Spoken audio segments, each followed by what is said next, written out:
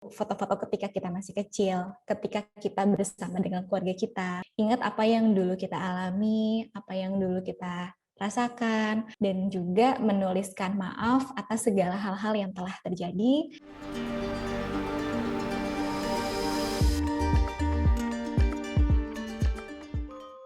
Inner child, sosok anak-anak yang ada di dalam diri kita, yang menyimpan emosi dan memori kita di masa kecil. Kayak anak yang tumbuh di keluarga yang melindungi dan memberikan rasa aman. Lalu dia tumbuh dengan inner child yang mempengaruhinya menjadi pribadi yang penyayang dan suka bergaul dengan orang lain. Begitu juga pengalaman buruk, kayak ejekan, hinaan, yang dilontarkan untuk kita. Atau kehilangan orang terdekat ketika kita masih kecil.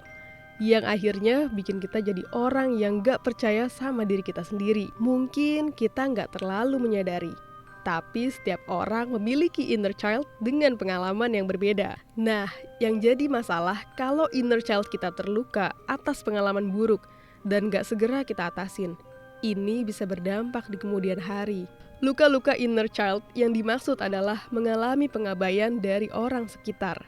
Ketika dewasa, kita jadi orang yang gak suka kesendirian, mudah bergantung dengan orang lain, gak percaya diri, merasa insecure, dan butuh validasi dari orang-orang. Kemudian luka kesalahan.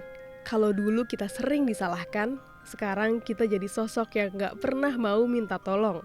Atau make rasa bersalah untuk memanipulasi keadaan sesuai dengan tujuan yang kita mau. Lalu luka ditelantarkan. Mempengaruhi kepribadian menjadi sosok yang sulit melepaskan, merelakan sesuatu, mudah marah, sulit berkata tidak, dan punya harga diri yang rendah. Nah, apakah kita bisa berdamai dengan inner child kita?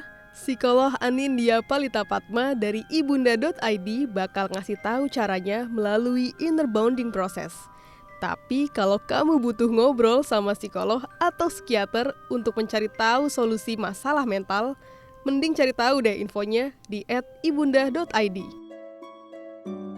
Dengan melakukan namanya inner bonding process.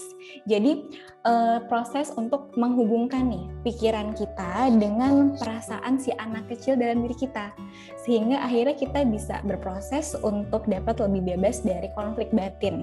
Jadi awali dulu nih dengan mengizinkan diri untuk bisa menerima segala hal yang tidak bisa kita ubah.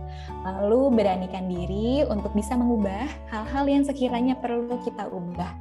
Dan luaskan hati untuk bisa berdamai dan menerima segala hal yang pernah terjadi dengan cara yang baik. Yang pertama, kita sadari dulu, menyadari bahwa kita punya inner child yang butuh dirangkul dan juga dicintai. Kemudian yang kedua, kita akui dulu. Kita akui bahwa inner child kita ini memiliki kebutuhan. Kemudian yang ketiga, terima keberadaannya dengan segala kekurangan dan juga kelebihannya. Kita bisa mulai berkenalan dulu nih dengan melakukan visualisasi dan juga dengan menggunakan media tulisan. Yang pertama, kita bisa buka foto-foto di masa lalu, foto-foto ketika kita masih kecil, ketika kita bersama dengan keluarga kita. Ketika kita buka, kita ingat kembali nih pengalaman-pengalaman kita di masa lalu. Ingat apa yang dulu kita alami, apa yang dulu kita rasakan. Kalau perlu bisa nyalakan musik dulu, kemudian tutup mata dan visualisasi, refleksikan melalui tulisan. Bisa juga dengan menulis surat untuk inner child kita. Caranya adalah dengan menanyakan nih pada surat tersebut bagaimana kabarnya. Kemudian refleksikan apa yang dia rasakan. Kemudian dia dan juga refleksikan apa yang sekiranya ingin dia lakukan dalam hidup, tapi ternyata tidak dilakukan hingga saat ini. Kemudian tuliskan juga apa yang telah dia lakukan dalam hidup, padahal sebenarnya tidak dia inginkan.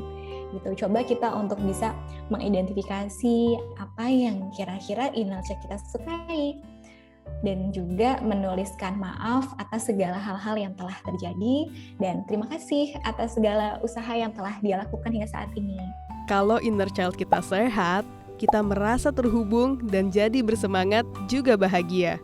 Begitu juga sebaliknya, kalau kita mengabaikan inner child yang terluka, kita ngerasa terputus dengan kehidupan saat ini. menjadi lelah, kosong, dan gak bahagia. Khawatirnya, luka yang kita rasakan berimbas ke orang-orang yang ada di sekitar kita. Karena dengan berdamai, maka kita akan memiliki hati yang lebih tenang untuk melangkah ke arah yang lebih baik. Nah, ketika dalam proses memunculkan perasaan tidak nyaman atau mungkin membuat diri kita menjadi tidak produktif, nah ketika itu sadari dan beranikan diri untuk mencari bantuan profesional. Inner child ini mempengaruhi cara kita dalam berpikir, bersikap, menentukan keputusan, pilihan-pilihan yang kita ambil, dan menjalin hubungan dengan orang lain. Kalau kita mampu berdamai dengan luka inner child, kita nggak perlu mengorbankan diri untuk mendapatkan cinta atau penghargaan yang kita butuhkan. Karena kita sudah menerima dan mencintai diri sendiri dengan baik, sehingga kita bebas untuk mencintai orang lain. Jadi, yuk mulai sekarang kita berdamai dengan inner child kita.